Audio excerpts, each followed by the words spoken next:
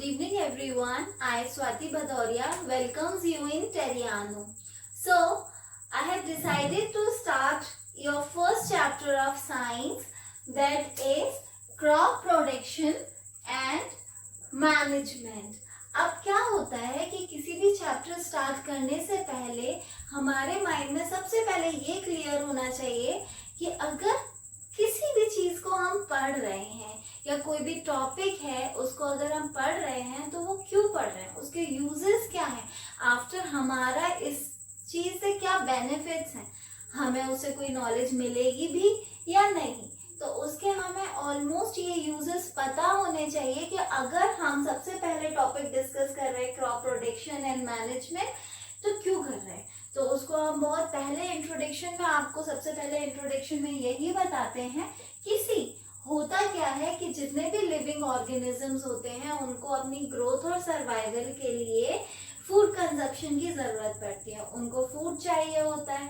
अब प्लांट्स हैं, एनिमल्स हैं एंड ह्यूमंस हैं, लेकिन प्लांट्स क्या होते हैं, वो प्रोड्यूसर्स होते हैं, they are capable to prepare their own food. किसकी? फोटोसिंथेसिस की प्रोसेस से वो खुद का फूड तो प्रिपेयर कर लेंगे, लेकिन ह्यूमंस एंड एनिमल्स जो होते हैं उनको अपना रेडीमेड फूड चाहिए होता है।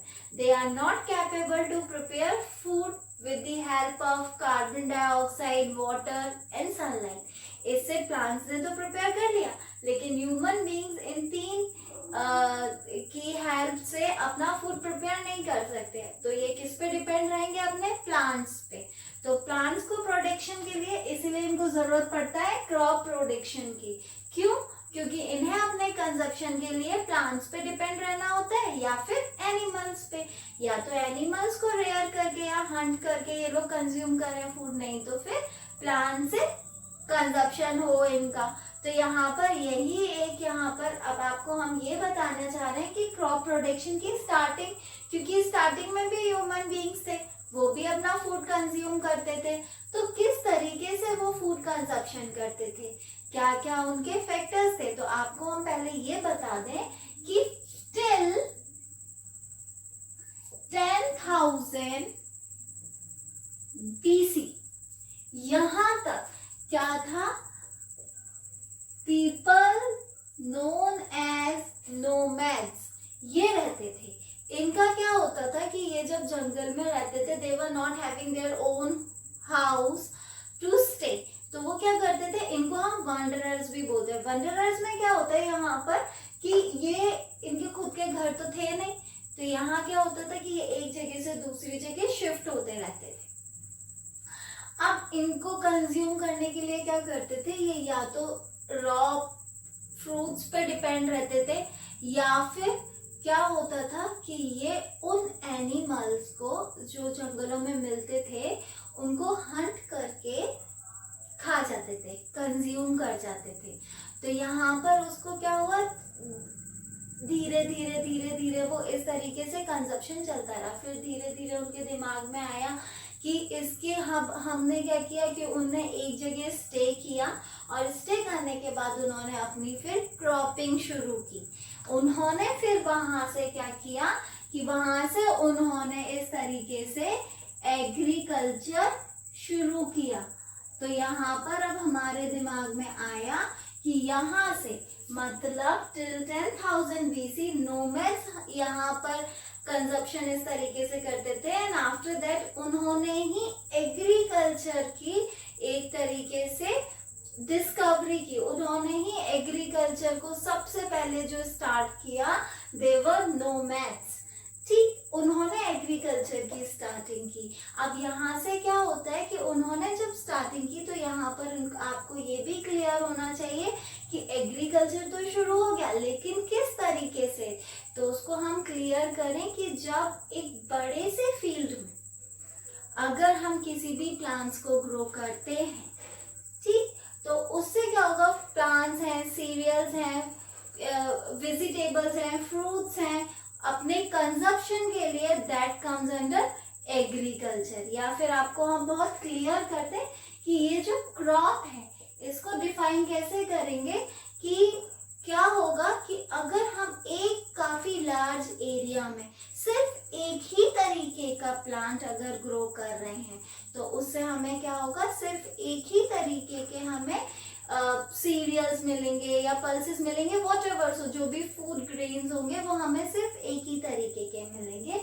तो that is to known as crop. मतलब कि when same kinds of plants, one kind या same kind of plant is grown in a very large area for the consumption of food.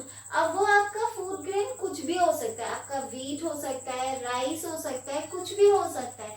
तो उसको ये क्लियर करना है. अगर हम हमारे दिमाग में ये आता है, जैसे हम एग्जाम्पल में बताते हैं आपको, a crop of wheat. Crop of wheat का मतलब कि आपको ये क्लियर हो जाना चाहिए बिल्कुल कि जो लार्ज एरिया हमारे पास, जो फील्ड है, उस फील्ड में सिर्फ और सिर्फ वीट की क्रॉपिंग हुई है. या फिर हम हिंदी में क्रॉप्स को बोल सकते हैं फसल.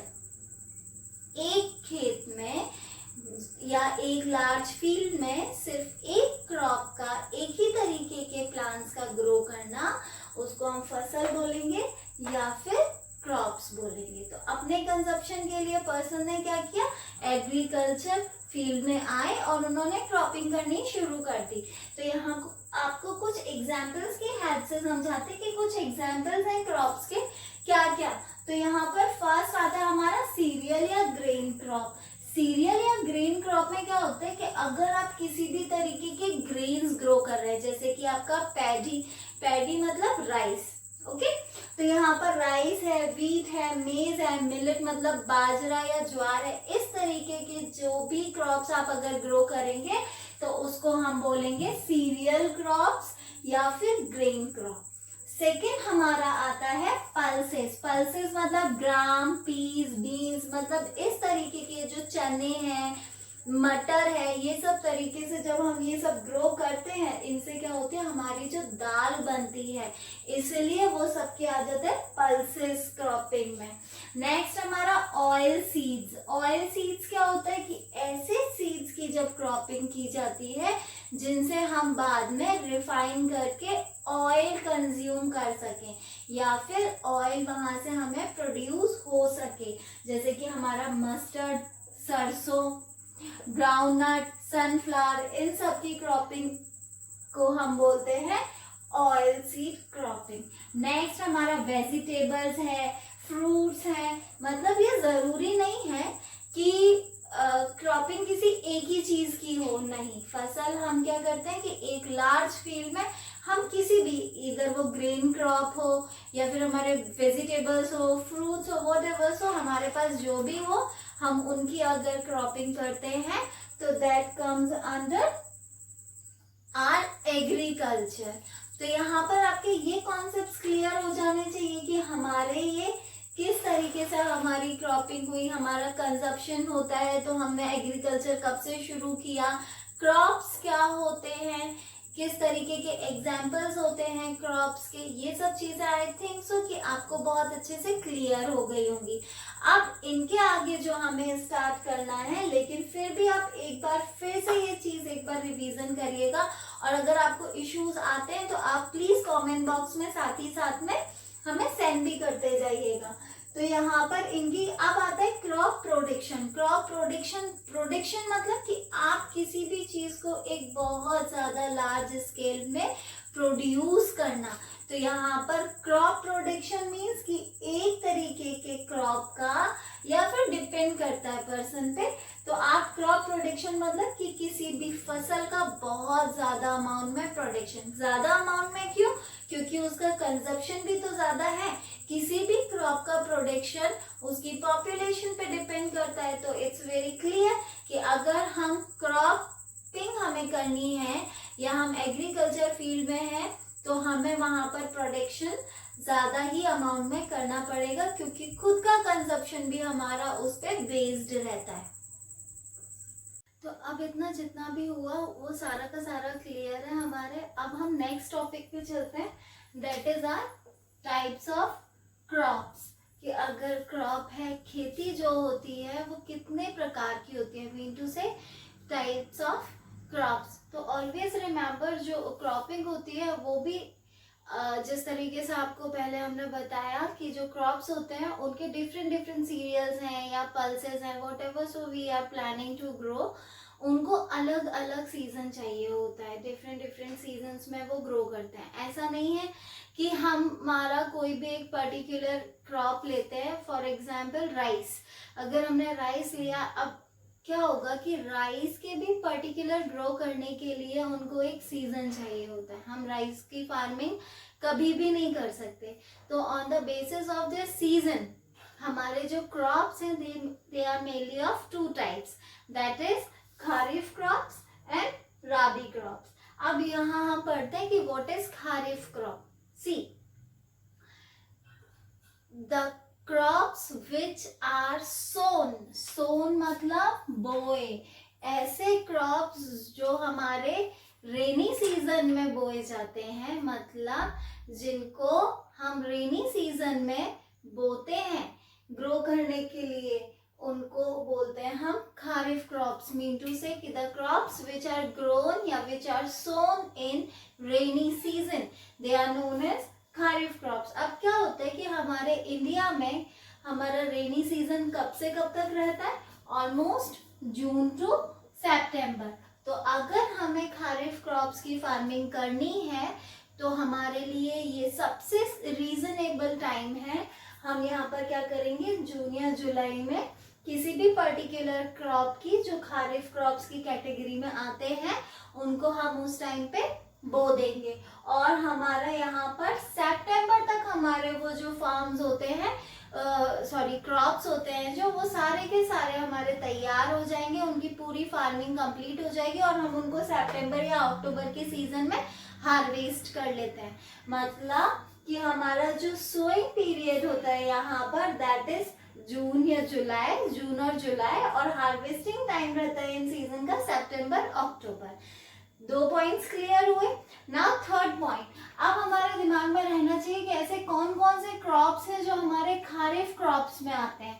पैडी, मीडू से राइस, ओके, पैडी, मेज, मिलेट, ज्वार, सोयाबीन, ग्राउंडनट, कॉटन, ये सारे के सारे क्रॉप्स हमारे आते हैं खारिफ क्रॉप्स की कैटेगरी में। इनको हम एक इसी सीजन में रेनी सीजन में ही ग्रो करेंगे, जब तभी इनकी फार्मिंग और इनकी प्रोडक्शन बहुत ज़्यादा अच्छी होगी, वरना इनकी क्रॉपिंग अच्छी नहीं हो पाएगी। और next type is rabi crop. अब यहाँ पर वेरी क्लियर कि ऐसे crops which are sown in winter season, जो विंटर सीजन में बोए जाएंगे उनको हम राबी क्रॉप्स बोलेंगे। अब हमारा विंटर सीजन का टाइम ड्यूरेशन क्या है? अक्टूबर टू मार्च। मतलब यहाँ पर हम इनको इस टाइम ड्यूरेशन में हम उनको बोना है और इस टाइम पे हम उनको हार्वेस्ट कर लेते हैं। अब इनमें कौन कौन से क्रॉप्स आते हैं? जैसे वीट है, ग्राम है, पीस है, मस्टर्ड है, ये सारे के सारे जो क्रॉप्स हैं they are known as rabi crops. आपको ये बहुत अच्छे से क्लियर हो गया होगा कि what is kharif crops and what is rabi crops. अगर डिफरेंशिएट भी करना हो तो 3 points are more.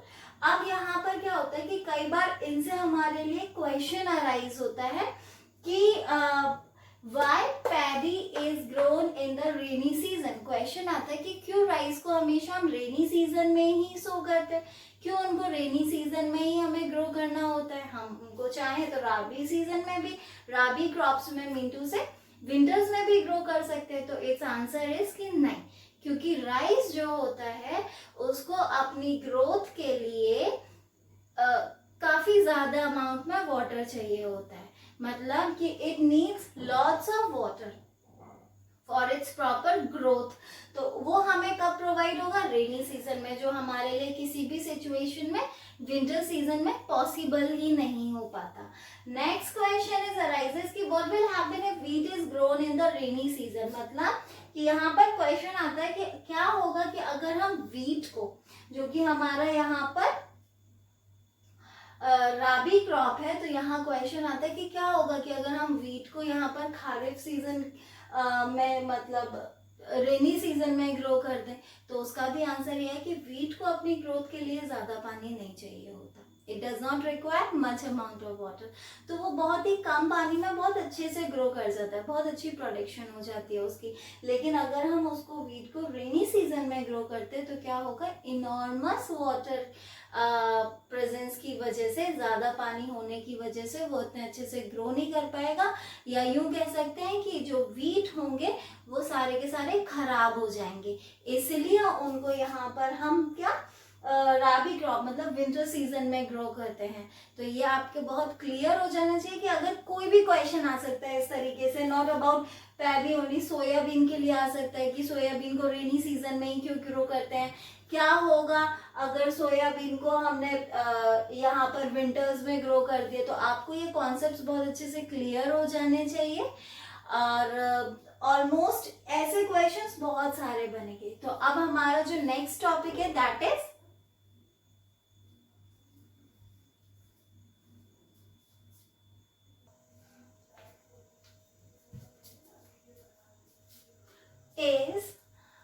Basic properties of crop production. अब यहाँ पर क्या होता है कि अब हमारा नेक्स्ट जो टॉपिक स्टार्ट हो रहा है उसमें हमें ये बताया जाएगा कि अगर हम क्रॉप प्रोडक्शन कर रहे हैं तो उनके लिए हमें कौन कौन सी प्रैक्टिसेस ज़रूरी होती है। क्या होता है कि फार्मर्स अपनी यील्ड, क्रॉप यील्ड को ज़्यादा अच्छे से इंक्रीज करने के लिए कुछ एग्रीकल्चरल प्रैक्टिसेस करते हैं।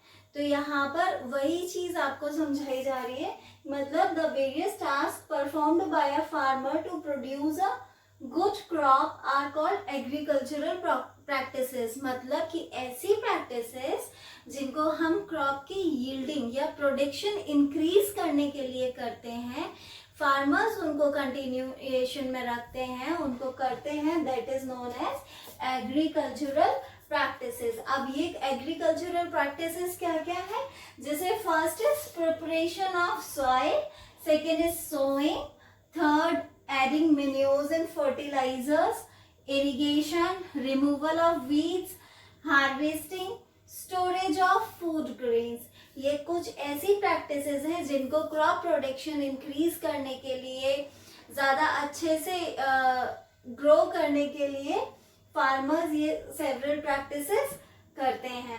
अब यहाँ पर इन प्रैक्टिसेस के अलावा भी रोटेशन ऑफ क्रॉप भी एक ऐसी एग्रीकल्चरल प्रैक्टिस में आता है जो कि क्रॉप प्रोडक्शन को या सॉइल की फर्टिलिटी को कंटिन्यू करने के लिए या इंक्रीज करने के लिए किया जाता है। जैसे कि देखिए, अगर कंटिन्यूएशन में क्या होता है कि अगर किसी भी क्रॉप की प्रोडक्शन की जा रही है, फार्मिंग की जा रही है, तो उसमें क्या होता है कि एक टाइम के बाद सॉइल जो होती है वो इनफर्टाइल होने के चांसेस उसमें बहुत ज़्यादा रहते हैं। इसलिए उसकी फर्टिलिटी को इंक्रीज करने के लिए यहाँ पर ये वाली जो प्रैक्टिस होती है रोटेशन ऑफ क्रॉप वो की जाती है, जिससे सॉइल की फर्टिलिटी अगर अच्छी होगी तो क्रॉप की प्रोडक्शन अच्छी होगी और इस वजह से यहाँ पर क्या होता है कि क्रॉप यील्ड जो होता है वो इंक्रीज हो जाएगा।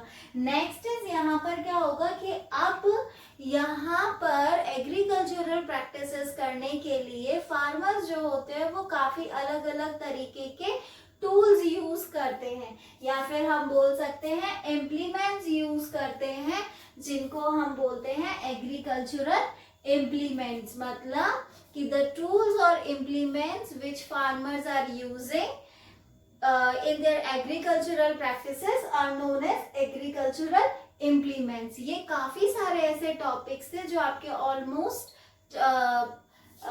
चैप्टर को कवर करते हैं। लेकिन अब क्या होगा कि इन एग्रीकल्चरल प्रैक्टिसेस को हम अपना कंटिन्यू करेंगे नेक्स्ट वीडियो में। लेकिन तब तक के लिए आप इस वीडियो को अच्छे से ऑब्जर्व करें, स्टडी करें। अगर आपको ऐसा कोई भी वर्ड मिलता है या ऐसे कोई भी डाउट्स होते हैं जो आपको समझ नहीं आ रहे हैं तो आप प्लीज कमेंट बॉक्स में वहां पर हमें टेक्स्ट करके बता सकते हैं।